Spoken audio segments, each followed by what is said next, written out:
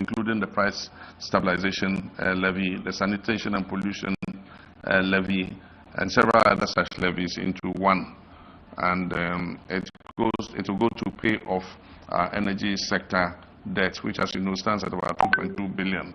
This will yield about 10 billion cedis every year.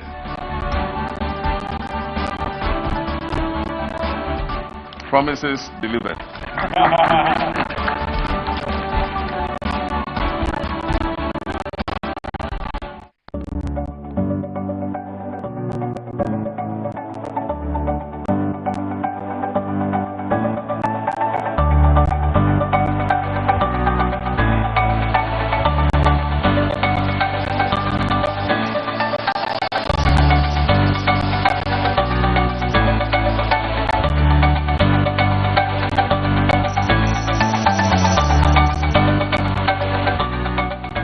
Today we take a bold step forward, not just in education policy or healthcare, but in hope for the girl child.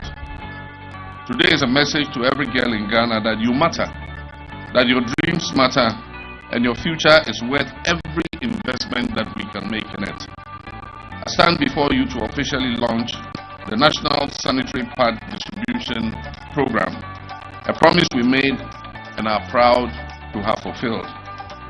This initiative is more than just the distribution of sanitary pads. It is a clear declaration that no girl in Ghana should miss school because of her menstrual period. Menstruation should never be a reason for exclusion or shame. It should not be a barrier to education or self-achievement. And that is why this program exists, to remove one of the silent yet powerful obstacles standing in the way of our girl child dreams. So today I say to every girl child in Ghana, you are not alone, you are not forgotten, and you are not invisible. We see you, we believe in your potential, and we will stand with you every month, every term, and every year. Now you will see a transformation in our girls. They will show up to school with confidence. They will come to class with dignity, and they will be able to focus on the lessons that you teach. And let us walk forward, not with fear, but with hope. Ladies and gentlemen, on this note, it is my honor and privilege to officially launch the National Sanitary Pad Distribution Program. A promise made and a promise kept. A challenge embraced and a bright future for every girl in our dear country, Ghana.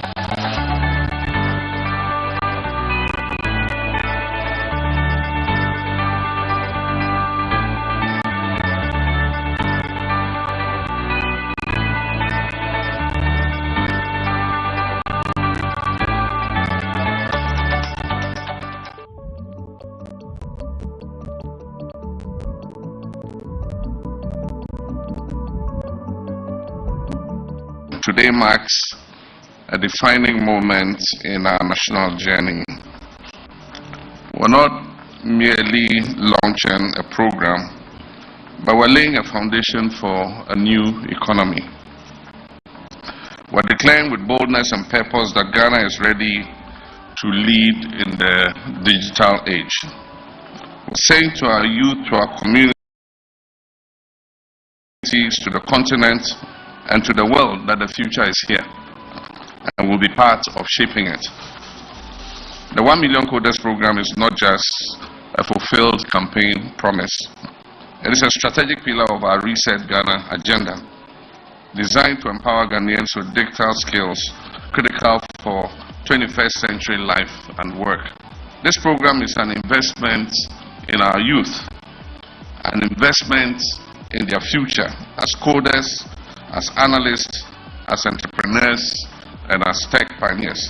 Over the next 4 years, the 1 Million Coders program will train 1 million Ghanaians in essential digital skills, from coding and cybersecurity to data analytics and networking. These are not just technical abilities, their economic passports, pathways to decent jobs, entrepreneurship, and long-term social economic inclusion. The aim of this is clear, is to make digital education not just a short-term initiative, but a permanent strategic part of our educational system. To the youth of Ghana, I say this program is for you. Take it and own it. Let this be your launchpad into innovation, entrepreneurship, and global relevance. Let this be the bridge between your dreams and the opportunities of the digital age. You're not just participants in this initiative, you are the architects of Ghana's digital future.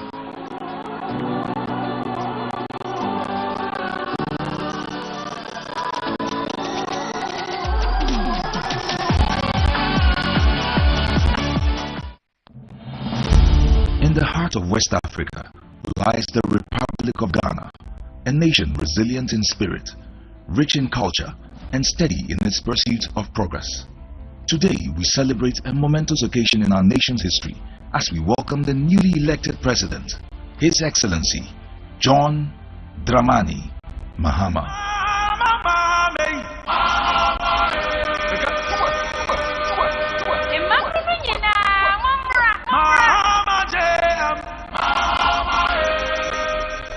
A true nation builder committed to forging a brighter future for all Ghanaians. John Mahama embodies the pillars of leadership that our nation craves: trustworthiness, reliability, modesty, and above all, truthfulness. From the moment he stepped into the political arena, John Mahama has demonstrated an unwavering commitment to the people of Ghana. His approachable demeanor, paired with his genuine concern for the needs of the Ghanaian, has earned him their trust. A trust that is pivotal for any leader aiming to guide a nation through challenging times. What I really like about JGM is his humility. The man is simply so down to earth, it's unbelievable. He's so humble, it's unbelievable. I really like that about him. Your mama osronyame, odonyame, osronyame, openi pasem, okita kumapa, mihuna se mihuni abema. Or you've been so on your we are Palau, we are Penu, we are Pepenu, we are Trivio, we be out, try to be out, your mama Pawasa. On Casse, we in your tree, we in your way, your mama and Senipum, or Obia or Pobias. President Mahama is practical. He communicates his issues very, very well, and he understands the Ghanaian politics very well.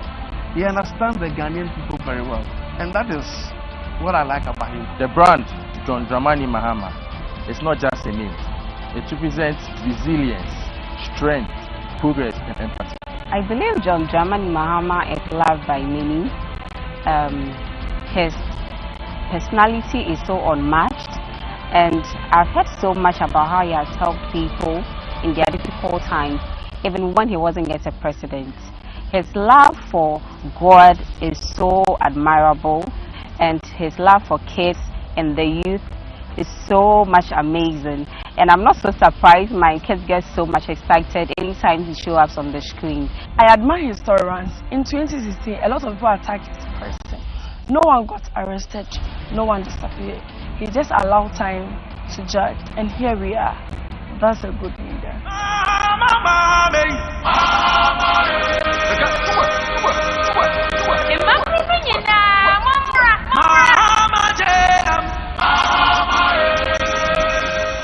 Mahama's previous tenure as president distinguished him as the infrastructure king. His visionary leadership facilitated projects that have transformed our communities. Roads, schools, and healthcare facilities were built and improved.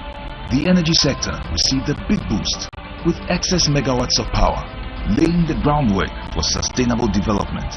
But the journey is far from over.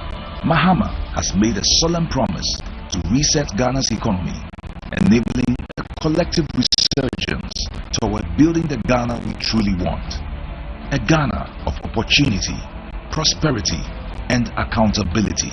Through his promise of a 24-hour economy, He envisions a nation where jobs are abundant and where people thrive. Picture this: a Ghana where industry operates around the clock, entrepreneurship flourishes, and every citizen has the chance to contribute to and benefit from economic growth.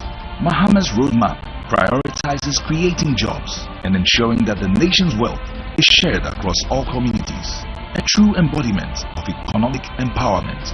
Mahama recognizes that Ghana's strength lies in its people's strength. By fostering an environment of innovation and collaboration, he calls upon entrepreneurs and the youth to embrace their roles as the driving force behind our nation's future. Our strength as a people lies in our diversity. Mahama is dedicated to building a government that upholds accountability and transparency, ensuring every voice is heard and every concern addressed. He invites all Ghanaians on this transformative journey, confident that together we can build a Ghana that not only meets the needs of today, but inspires future generations. As we honor John Dramani Mahama and his new dawn of leadership, we look ahead with hearts full of hope, aligning with his vision for us all. Together, let us embrace this new chapter of leadership, transformation, and growth, forging the path toward a prosperous Ghana for all. John Dramani Mahama. The journey begins now.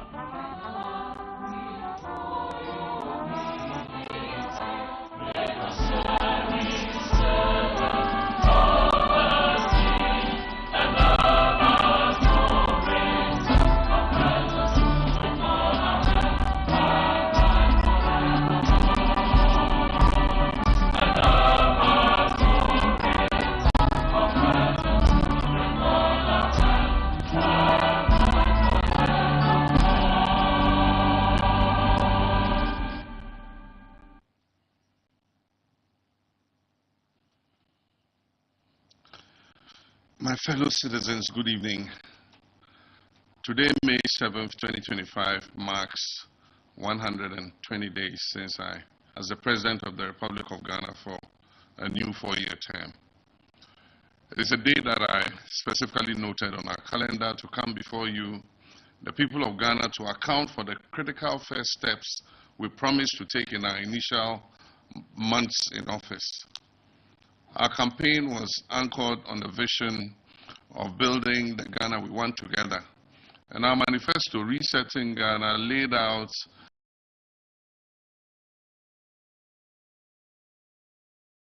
a bold yet pragmatic plan for national recovery and transformation. Central to this plan was a social contract for the first 120 days, a set of specific actionable promises designated to enable us to hit the ground running and signal our unwavering commitment to change. I stand before you tonight to update you on how we have delivered on these promises.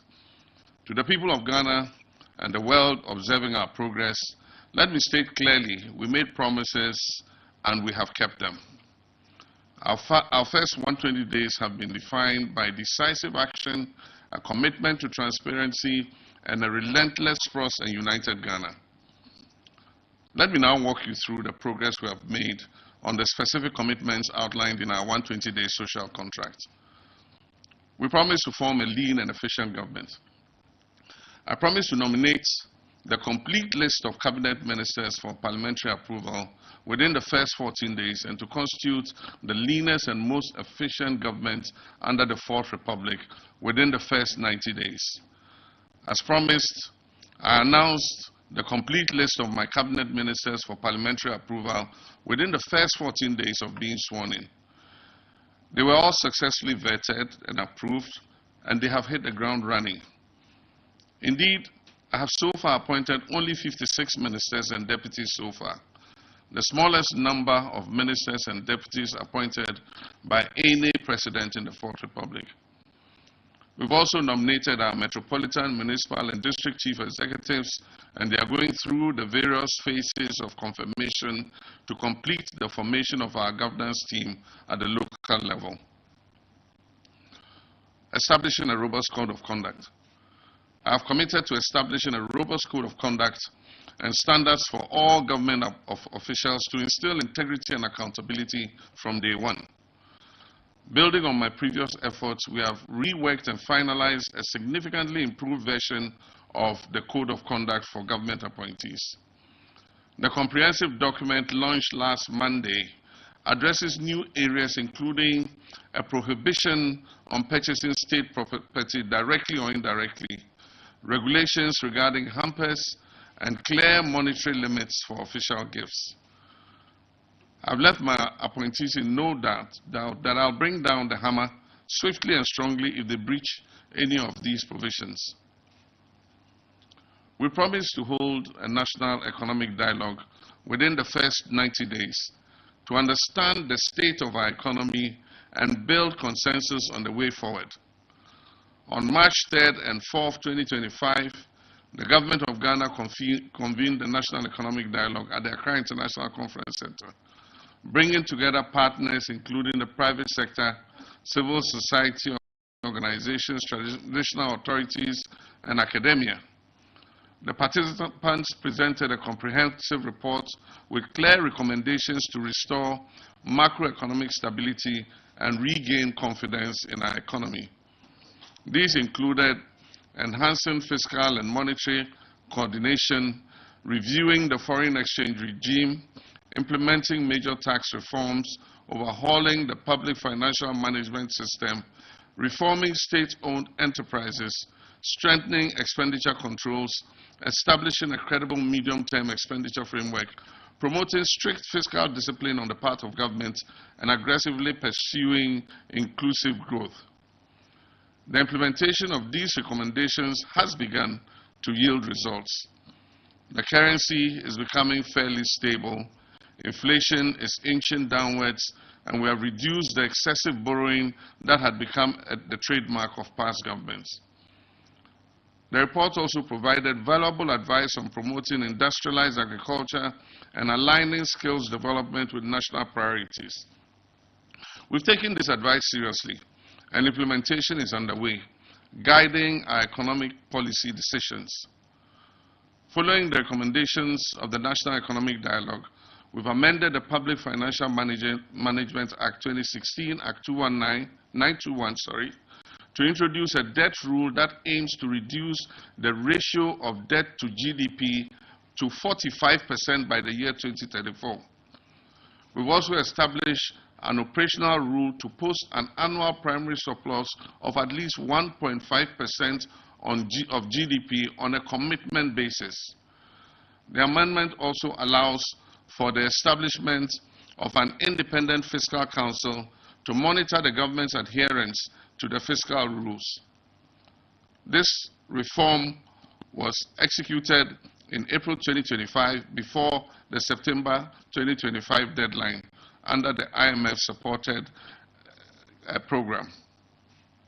What is also new about this law is the sanctions associated with breaches of the fiscal rules, which extend beyond just the Minister for Finance to include all ministers of state and heads of covered entities whose actions or inactions contribute to the fiscal slippages. Government has commissioned the Auditor General and 2 international audit firms to audit payables and commitments to validate their legitimacy and values and provide recommendation for corrective measures. An amendment of the Public Procurement Act has also been passed, making the issuance of a commitment certificate by the Minister for Finance a prerequisite for all procurements funded by the central government. Scrapping draconian taxes to alleviate hardship and ease the high cost of doing business. I promise to scrap the e-levy, the COVID levy, the 10% levy on bet winnings, and the emissions levy within my first 90 days in office. These tax expenditure measures were central to our 2025 budget statement.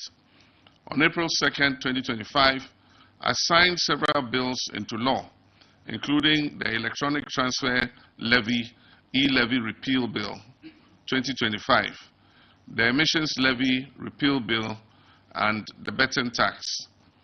We have delivered on 3 of these 4 specific tax repeals as promised. The COVID levy has intricate linkages to the existing IMF program. As a value-added tax, we have agreed with our multilateral partners to include it in our overall VAT rationalization exercise that is scheduled for September this year. We've significantly exceeded our 120-day promises regarding overall tax reform by enacting other critical bills such as the Value-Added Tax Amendment Bill, the Income Tax Amendment Bill, the removal of VAT on motor vehicles, the Public Financial Management Bill, the Growth and Sustainability Levy Act, the Earmarked Funds Capping and Realignment Bill, the Gold Board Bill, the Energy Sector Levy Bill, and the Petroleum Revenue Amendment Bill. This swift legislative action underscores our commitment to providing relief and creating a more favorable economic environment. Reviewing taxes on industrial and agricultural imports. We're committed to reviewing taxes and levies on vehicles and equipment imported for industrial and agricultural purposes within our first 90 days. My government has initiated the crucial review process. The results of this comprehensive review will guide policy decisions and be incorporated into the 2025 mid-year budget review and subsequently the 2026 budget, ensuring that we support these vital sectors effectively. Commencing the 24-hour economy policy. One of our signature policies for job creation and economic transformation is the 24-hour economy policy. We promise to commence drafting the needed legal amendments and prepare for its implementation within the first 120 days. The program is designed to drive structural transformation across our economy, built on pillars aimed at revamping key sectors such as agriculture, manufacturing, and tourism. The program rollout has commenced in earnest. The 24-hour Secretariat is collaborating with the Development Bank of Ghana and the Ghana Infrastructure Investment Fund to operationalize financing pillars for this program. Cabinet has approved amendments to the Ghana Investment Promotion Center Act and the Labour Act to include specific clauses regarding 24-hour operations.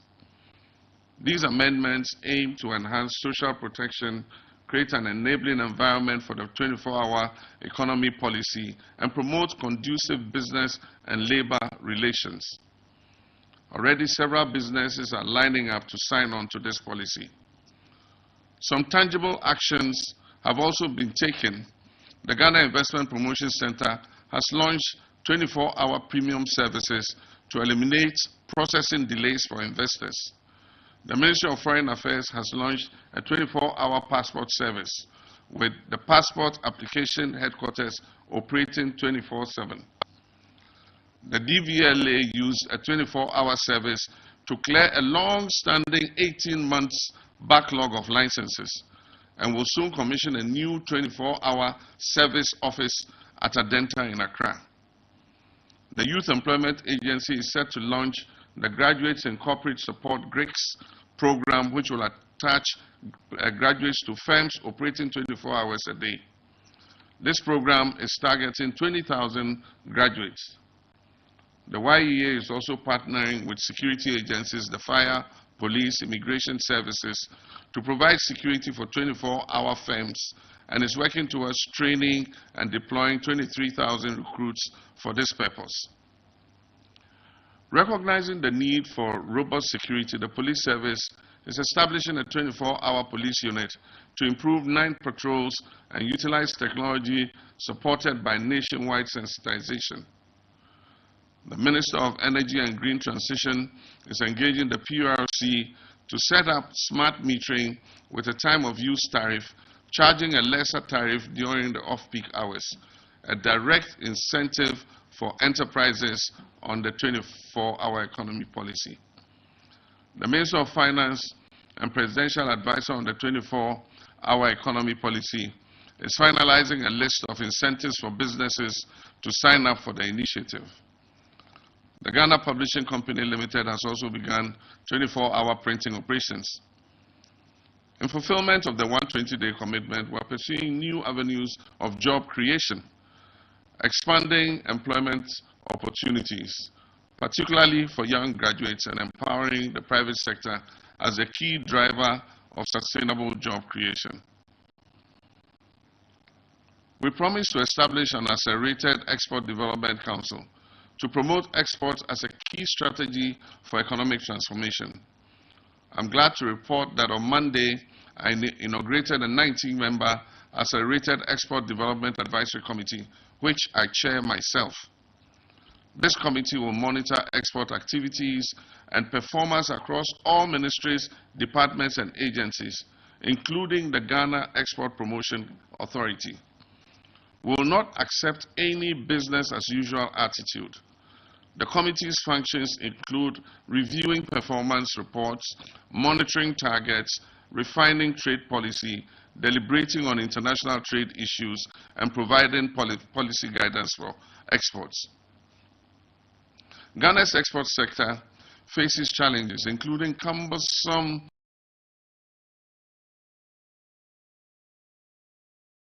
documentation processes, requirements from under-resourced regulatory bodies, and inefficiencies at our ports. According to the International Trade Center, these inefficiencies cost Ghana $4.3 billion yearly in losses, export losses. Sectors such as fisheries face contamination issues, and vital segments including women and SMEs remain underrepresented in our export sector. Establishing the Accelerated Export Development Authority Committee is crucial as a central platform for coordinating reforms, driving execution, and unlocking Ghana's full export potential. Under this Accelerated Export Advisory Committee, our bold strategy to principles over the current $3.5 billion exported. The Africa Continental Free Trade Area offers an unprecedented opportunity, and we're positioning Ghana as a regional manufacturing and export hub. This year, we aim to triple the number of companies certified under the African Continental Free Trade Area Rules of Origin. We intend to scale up our export readiness, training for youth and women, and expand into new markets while consolidating our existing partnerships. Ghana will become a hub for products, digital services, knowledge exports, and our creative industries. Convening a national consultative conference on education. I promise to convene a national consultative conference on education to build consensus on the necessary improvements to our education sector. I'm glad to report that this promise has been fulfilled. Over 2,000 proposals were received, including a survey on free senior high school with 20,000 respondents. The report on the consultations will be ready by the end of May 2025 and will be made public. The extensive consultation was crucial to building a genuine national consensus for sustainable reform in our education sector. The no academic fee policy for all first-year students in public tertiary institutions was a key promise to ease burden on families and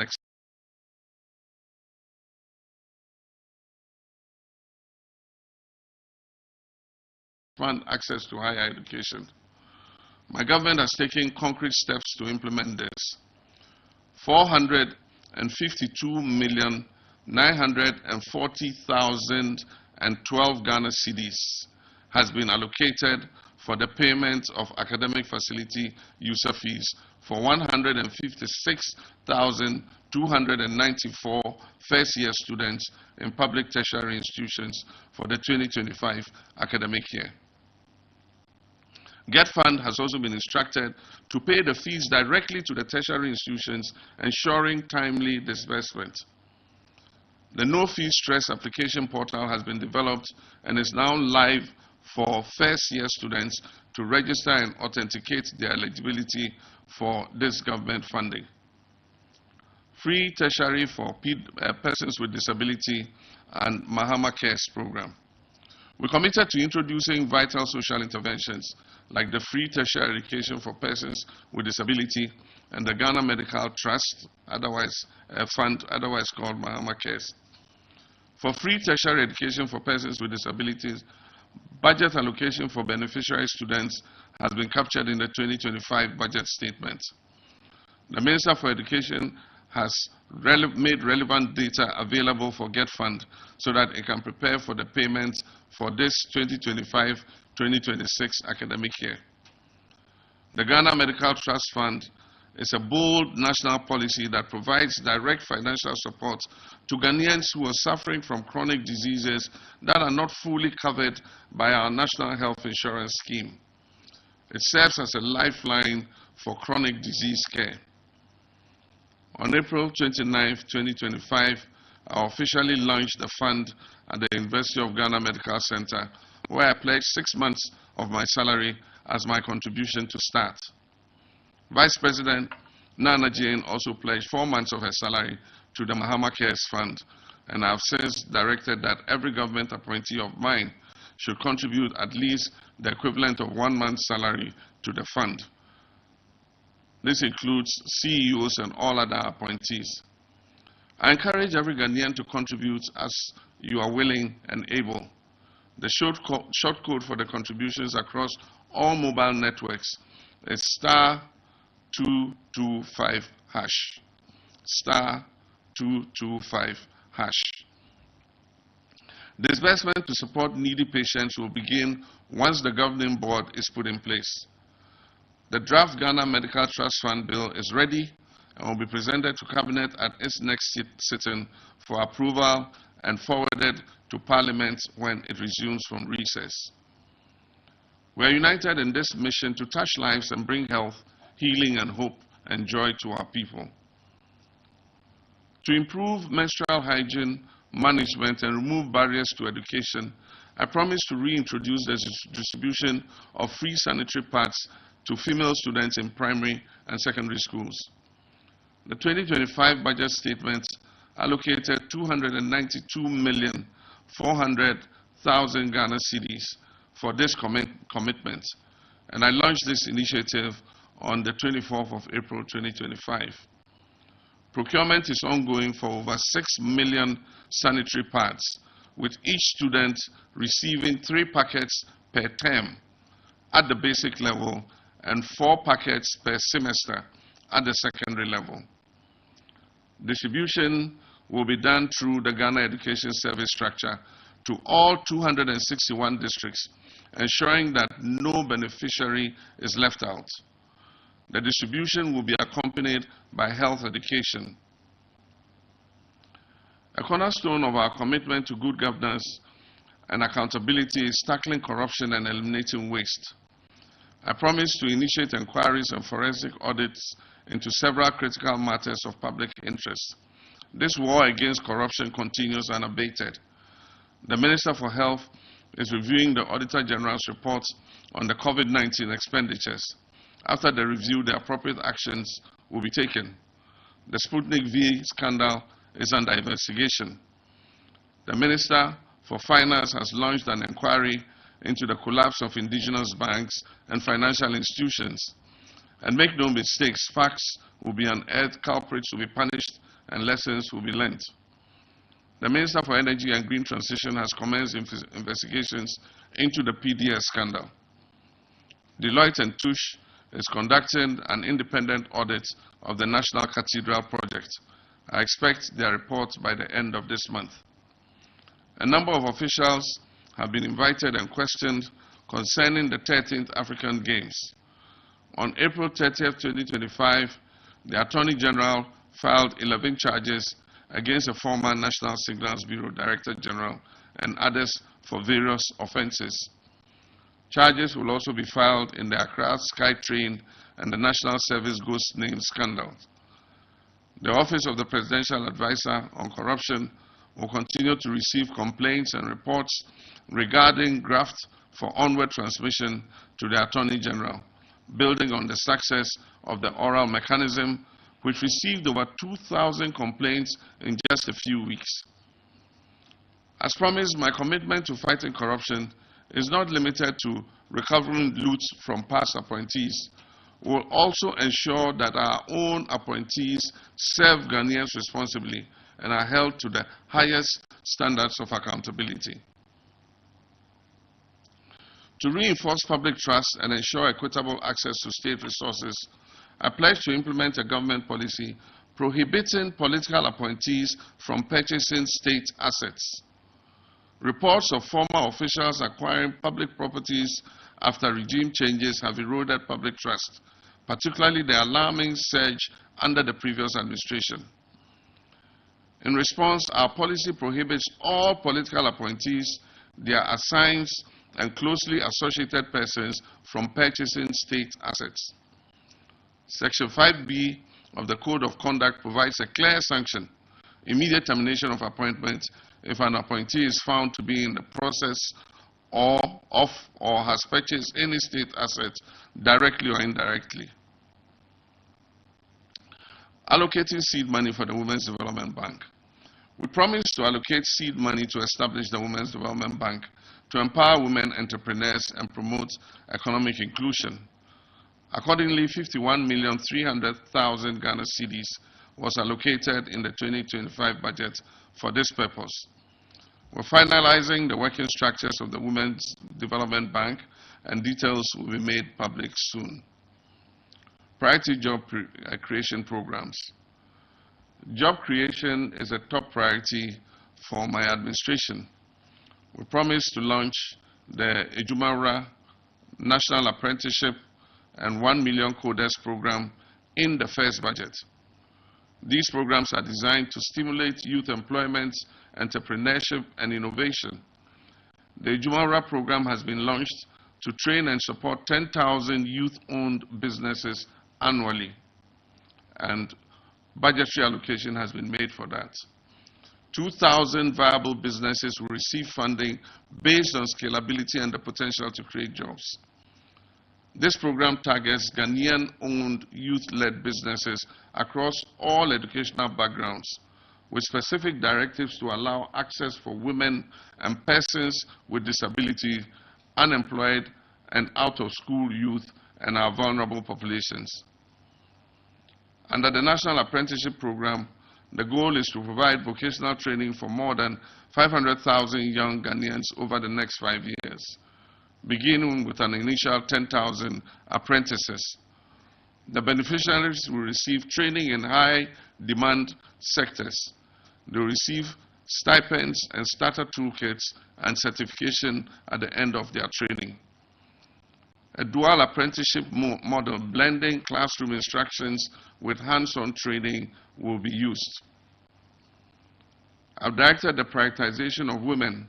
At least 45% of apprentices must be women, and persons with disability, at least 5% of trainees must be persons with disability and marginalized groups. The 1 million coders program is a cardinal initiative for a digitally inclusive, data-driven economy. 1 million young Ghanaians will be trained in digital skills for the business process outsourcing and KPO sectors. The pilot training began in the Greater Accra, Ashanti, Bono, and Upper East regions. The technology sector is a key pillar of Ghana's economic reset, and we're taking bold steps to equip our youth to be the future of work. Commence review of Customs Amendment Act 2020. To rescue the local automotive repair industry, we promise to begin the review of the Customs Amendment Act 2020 to remove the law banning the importation of salvage vehicles. The Minister for Trade and Agribusiness has extensively engaged relevant stakeholders, including new and second-hand car dealers and assemblers. Her report has been forwarded to the Ministry of Finance, where a draft bill is being prepared for Parliament. To ensure fairness and transparency and eliminate political patronage and corruption in awarding government scholarships, we promise to lay before Parliament a new bill to streamline administration and prohibit political appointees from accessing government scholarships. Cabinet has given policy approval for the new Scholarships Authority Bill to be laid before Parliament to fulfill this promise. I hope Parliament will consider and pass this bill expeditiously when it resumes sitting. This bill will establish the Ghana Scholarships Authority, a fair and transparent system focused on needy and deserving students and national development priority areas. Protecting our environment, especially from the threat of illegal mining, has been a strong commitment. We promise to ban illegal and new mining activities in forest reserves and roll out our Tree for Life and Blue Water initiatives to heal and sustainably harness our environment. In the first 120 days, we've taken decisive action through a 5-pronged strategy to overhaul and sanitize the mining sector. This includes regulatory reforms and strengthening the law enforcement, including joint task forces, arrests and seizures of mining equipment, stakeholder collaboration, reclamation of degraded lands. 7 out of 9 forest reserves have been reclaimed. Illegal miners have been flushed out of these forest reserves. Concerning the ban on mining in forest reserves, on March 20th, 2025, a legislative instrument, LI 2462, was presented to Parliament to amend the Environmental Protection Mining in Forest Reserves Regulation. This amendment removes the President's power to grant approval for mining in forest reserves. I plan also to amend the Minerals and Mining Act 2003, Act 703, to completely prohibit mining in forest reserves. This would effectively, meticulously, legally, and entirely ban mining in our forest reserves. The Ministry of Lands and Natural Resources has launched the Blue Water Initiative to restore our water bodies in collaboration with the Ministry of Environment. This initiative aims to train and deploy blue water guards to monitor and protect critical water bodies and prevent further pollution. At the same time, experts are working to clean up our polluted rivers. The Tree for Life Reforestation Initiative was also launched on March 21st, 2025, to restore degraded lands and combat climate change. This project aims to plant over 20 million seedlings annually nationwide, including through the One Child Per Tree policy to inculcate environmental consciousness in our youth. By combining enforcement, policy reform, technology, and community engagement, we're on track to reclaim our environment and ensure responsible mining for future generations, achieving the expected outcomes of reduced illegal mining, cleaner water bodies, restored forests, and stronger governance. To transform Ghana into the preferred tourism destination and showcase our rich heritage, we promise to launch the Black Star Experience Initiative as our flagship culture, arts, and tourism brand. I launched this initiative on May 1st, 2025. The Black Star Experience is not a one-day event, but a structured year-round program designed to showcase Ghana's excellence through monthly themes and events spanning heritage, music, fashion, gastronomy, innovation, and more. The approach is to create a seamless and immersive experience for local and international tourists, ensuring year-round engagement, boosting our economy, and celebrating the vibrant tapestry of Ghanaian culture. We promise to commence investigative processes into security agencies to purge state security agencies of militia and vigilante elements, and enhance professionalism. A board of inquiry has been established by the Ghana Armed Forces to investigate recent recruitment processes, aiming to uncover discrepancies and implement corrective measures. Robust background checks are ongoing for all recruits and serving personnel, and mandatory ideological reorientation sessions are planned to reinforce military neutrality, national unity, and loyalty to the state and the constitution. A biometric database is being introduced to cross-check personnel against national criminal and security intelligence records, automatically disqualifying applicants linked to political vigilante networks. This aims to decentralize and depoliticize recruitments. Similar processes are underway across other security agencies, including the police, fire, service, and prison services. Reopening investigations into major unresolved criminal cases. Delivering justice is crucial for national healing and trust in our institutions. And so we promise to open investigations into major unresolved criminal cases, including the 2020 elections killings, Ayawaso West Wogombai election violence, and the murder of Ahmed Swale and Silas Wolochami. The new Inspector General of Police has established a special task force. Investigations have been reopened and progress is being made. In the tragic murder of Ahmed Hussein Swale 6 years later, the police service have made an arrest and the suspect was arraigned before court and remanded. Investigations are also ongoing into the election 2020 Tishiman South incident where 2 lives were lost. In Odododio, where 2 persons died, 3 individuals have been charged with conspiracy and murder and committed for trial at the High Court. In Ablikuma Central, where a military officer is alleged to have caused a death, the scene has been revisited and a request was made to the Chief of Army Staff for the release of the personnel involved to assist in investigations. For the tragic death of Silas Wolochami in Banda, the Attorney General's office under the previous administration had advised against prosecution due to lack of evidence. But I'm pleased to report that we have reopened the case based on actionable intelligence. In Doma West, where Kofi Robert died, 1 person has been charged and is standing trial, while the other suspect is at large and is being pursued. In Savlugu, where Zakaria Samira, a 16-year-old, died from a gunshot, efforts are still being made to find the assailant despite a lack of cooperation from witnesses.